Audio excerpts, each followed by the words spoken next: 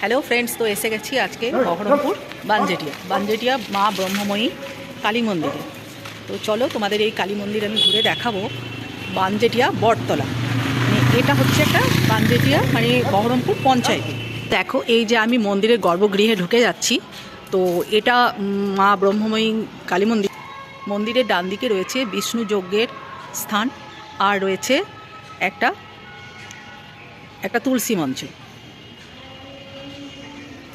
মা ব্রহ্মময়ী মন্দিরে ঢুকেই ডান দিকে মা ব্রহ্মময়ী মন্দির।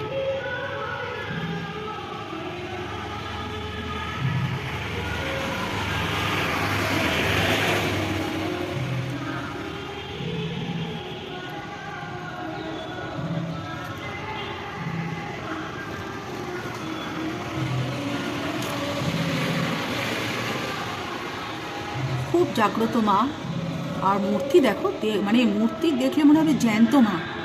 হ্যাঁ, কি অপূর্ব দেখতে, কি অপূর্ব এই নিরামিলি মন্দির। এই মন্দিরের লোকেশনটা তোমাদের বলে দিচ্ছি।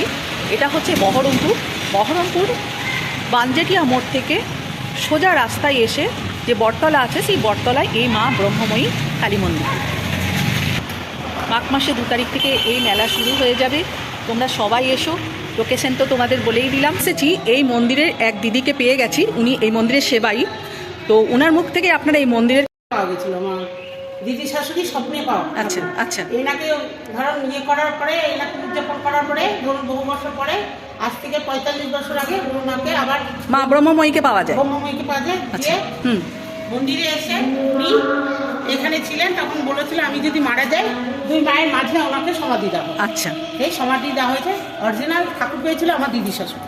আচ্ছা, ঠিক আছে। আপনি কে হচ্ছেন এই আমি এই মন্দিরে আমার দিদি শাশুড়ি, আমি নাচবো। এখানে নামও আছে মায়ের। মানে এই মন্দির প্রতিষ্ঠা করেছিল আপনার দিদি শাশুড়ি, আপনি তার নাতবো? হ্যাঁ। আচ্ছা, আমার এখানে আমার মায়ের মন্দিরের সামনে, মানে এটা পরিচালনা করতে আপনার শ্বশুর মশাই আগে করতেন, তারপরে 10-এর হাতে তুলে দেওয়া হয়েছে, এখন 10 টাকা। এখন মানে পালি পড়ে। আচ্ছা আচ্ছা, তাহলে উনি হচ্ছে এই মায়ের সন্ন্যাসী মা। সন্ন্যাসী মা পরে এসে ইনি ছিলেন। পরে এসে উনি এখানে ছিলেন। উনি মা বলে ডাকা হতো, নাম ঠিক মতো বলতেন না, সন্ন্যাসী মা বলে ওনাকে ডাকা হতো। মাথাটা একটু ছিল। আচ্ছা আচ্ছা, তো উনি এখানে সমাধিস্থ হয়েছে। এটা কি নিত্য পুজো হয়? হ্যাঁ, 3 বেলায় নিত্য পুজো হয়। প্লাস এই তো অমাবস্যা থেকে পুজো মেলা শুরু হবে। দেখলাম 15 দিন যাবত আমার কাছে। সন্ধ্যাবেলায় কি আপনি সন্ধ্যা দেন নাকি? সন্ধ্যাবেলা আমি এই যে লাইন সন্ধ্যাবেলা, রাত দুপুরবেলায় কে পুজো করে? দুপুরবেলায় ঠাকুর মশাই আসে, সকালেও ঠাকুর মশাই নিত্যভোগ হয়। হ্যাঁ হ্যাঁ, নিত্যভোগ হয়। আর সন্ধ্যাবেলায় এই যে লাইট জ্বালিয়ে আমি সন্ধ্যাবাতি দিয়ে যাই, রাতে এসে আবার ঠাকুর মশাই পুজো দিয়ে, মানে স্বয়ং দিয়ে যায়। আচ্ছা, অনেক ভালো লাগলো আপনার সঙ্গে কথা বলে। এই মন্দির সম্বন্ধে আমি কিছু জানতে পারলাম।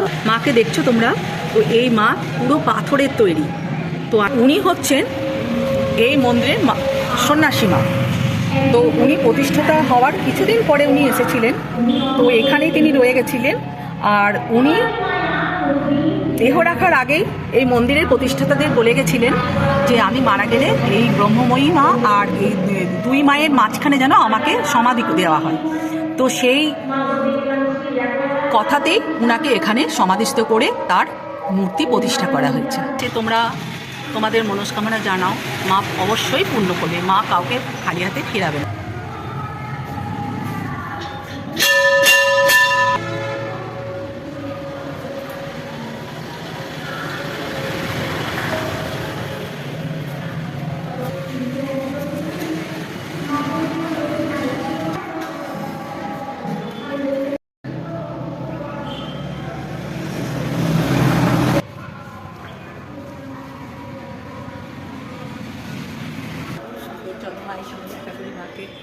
ভালো লাগে, টাটা, বাই। ভালো লাগলে আমার চ্যানেলটি সাবস্ক্রাইব করো, লাইক করো, সঙ্গে থেকো, টাটা। সে থাকো, এমনি নতুন নতুন অনেক ভিডিও তোমাদের জন্য বানাতে চাই, আমাকে সাপোর্ট করো। সবাই ভালো থাকবেন, সুস্থ থাকবেন, এই কামনা করি।